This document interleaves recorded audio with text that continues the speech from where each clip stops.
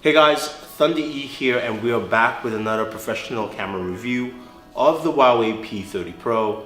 And I'm sorry it's taking this long to do this video. Just blame me, not Marian here.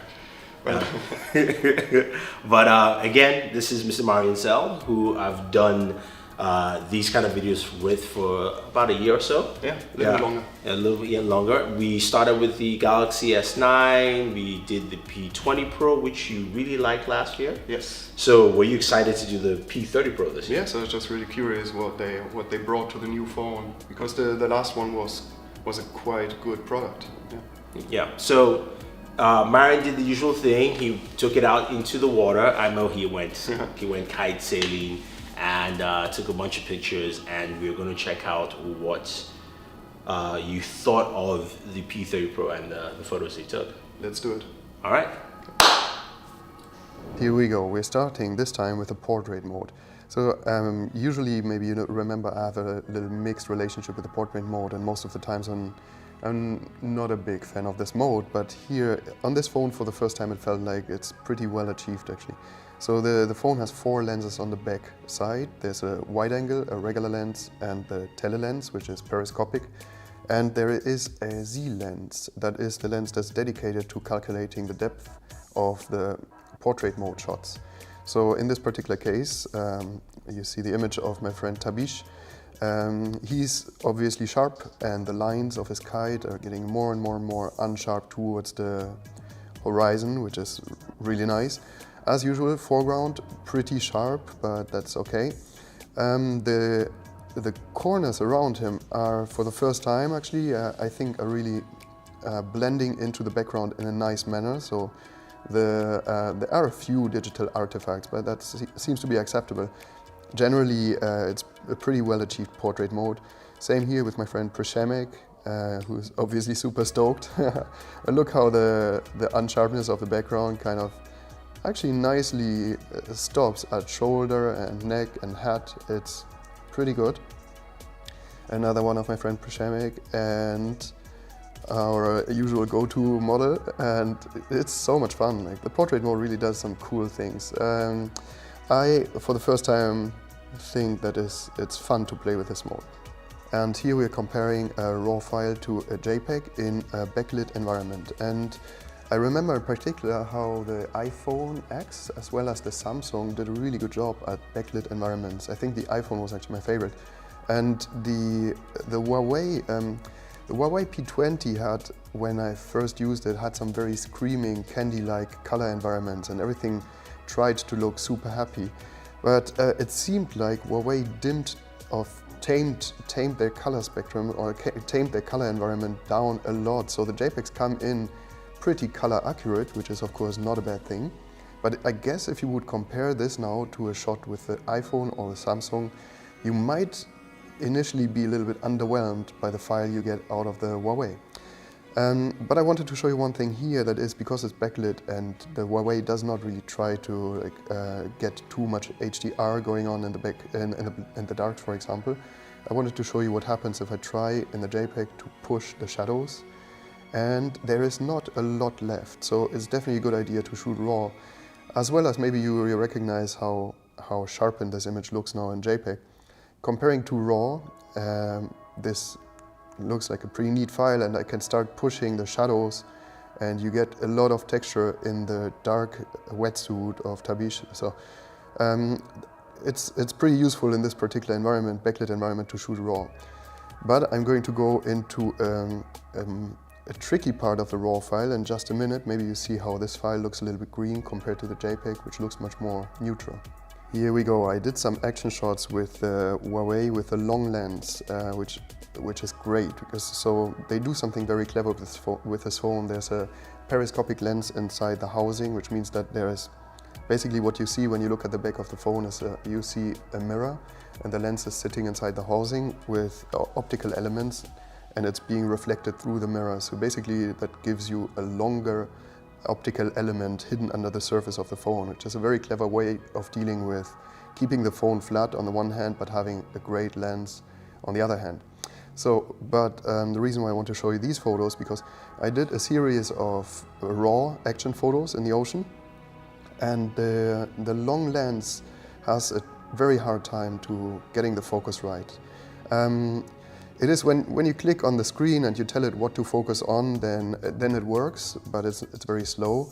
As well as the phone requests you to hold the phone stable after a long lens shot has been taken, just to do some sharpening, and some software things are happening there. I don't know exactly what it is, to be honest. So I've got this shot here, which is accidentally in focus, and it's awesome because you even see Przemek's face, and it's not screaming. You can basically use this shot and put curves on it and do anything you want to it. But all the other shots here are basically out of focus. And the Huawei, the long lens, has a tendency to attempt to focus into the sky when there's an obvious subject in the foreground. So maybe that's a software thing they can ameliorate. Okay, and because I had a hard time getting the focus right at action shots with a long lens, I switched to the normal photo mode, which allows me to do burst shots. So here you go. This is pretty amazing. The burst is really, really cool. And you just hold the camera at your body, hit the button, and every photo is a pretty high resolution, great file. So this made me very happy, and this made my friend, of course, very happy. He was like having one of the waves of his life. Like, look at this. So the burst mode is really cool and fun. Just get the focus right. So the regular lens of the Huawei shoots 40 megapixel files if you want that. And I wanted to show you quickly one big thing about shooting with small sensors. So the center is in focus, and it's actually impressively sharp. You get lots of sand grains. Every little sand grain has its own details. That's amazing. But you lose the focus towards the edges of the frame, and you have a really, really drastic fall off of sharpness. And this is an environment where it's very obvious that you are operating a very strong sensor that is very small. Like a point-and-shoot camera would make a huge difference on this one. It would be much, much sharper towards the edges. But well, on the other hand, maybe when you're in a sandstorm at the beach, you don't want to carry a nice point-and-shoot camera around with you, so therefore I'm glad that I had a Huawei on me. And finally, and probably very important, is the night mode, because it's quite impressive what you can do with this camera. Samsung and Google are also working on their night modes, so this is like a big trend, and for a good reason, because I am very impressed what you can do with this phone when you're just walking through the streets at night, or when you're in a bar or in a dark place.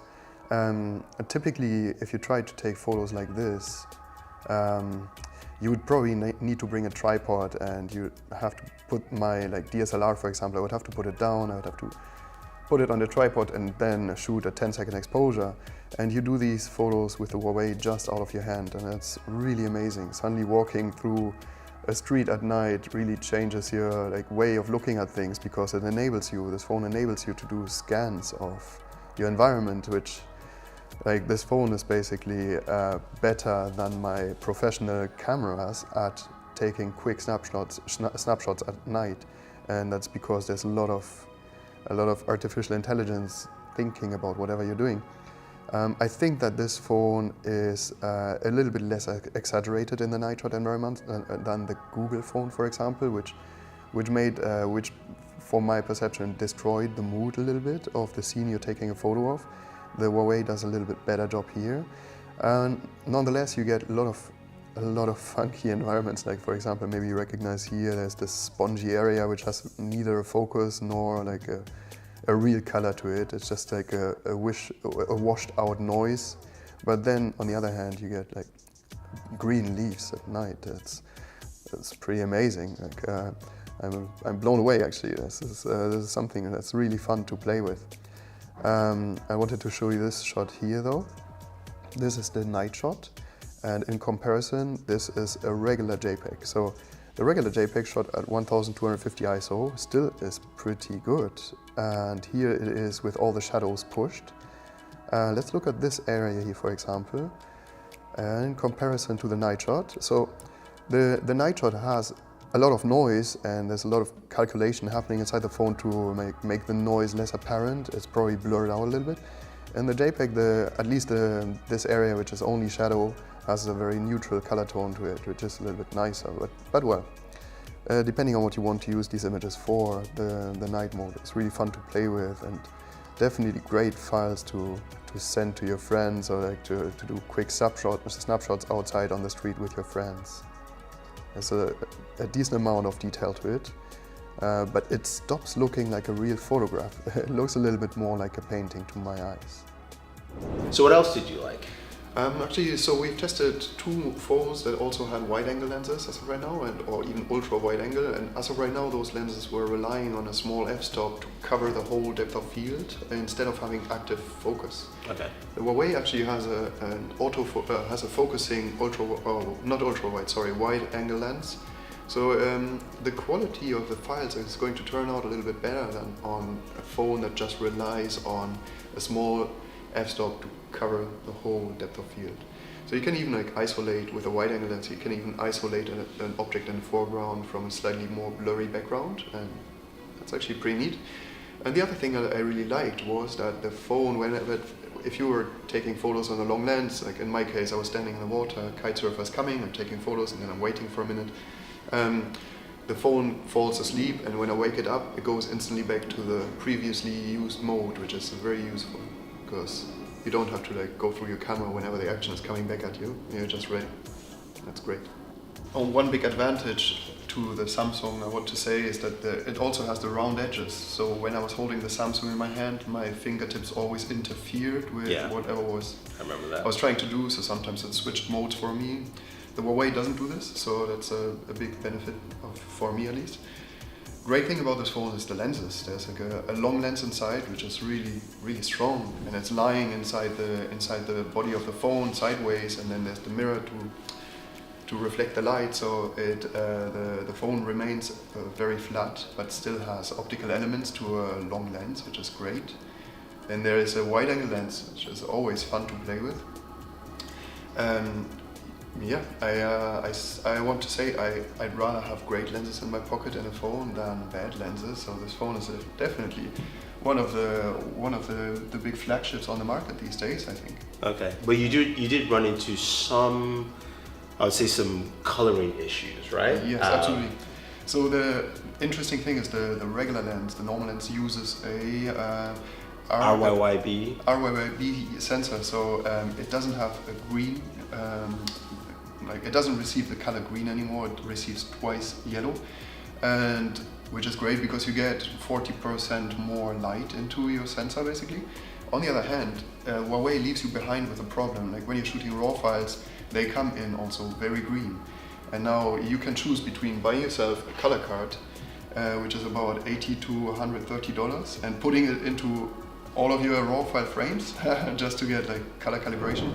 Or you have to use one of those to create a profile that you can then basically paste on all your incoming RAW files. But that's where things become very techy. Seems like Huawei left us alone with not really giving us an easy solution to fix the colors. They're coming in very, very green. Actually, a red flower suddenly as a RAW file looks orange and not red, or like an orange car looks, like yellow instead of orange. Yeah. It's kind of funky, but it's obviously not what you want. On the other hand, the JPEG files come in pretty color accurate. Yeah, I think it's something that if whatever profiles that Huawei is using to calculate on the JPEG, they should provide that at least so that in Adobe or something like that you can actually use to edit, because that would be an easier process for people using RAW files. Yeah. All right, cool. So it sounds like you really enjoyed this camera. Yeah, I did actually. Yeah. It was fun to play with. It's a great little tool to have in your pocket. Okay. All right. So far this year, I know we've only done two. Yeah.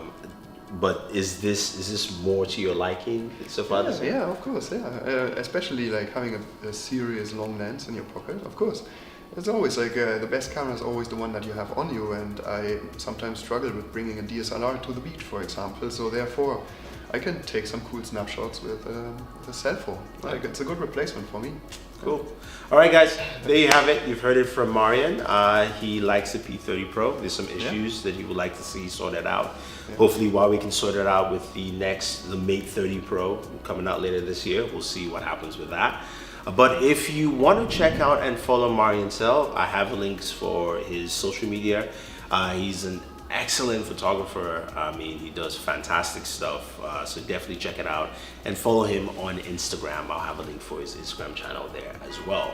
Otherwise, thank you very much. I appreciate you guys watching. Again, sorry this was late. You know, things happen. But till next time, hopefully you enjoy this, and thank you. See you next time.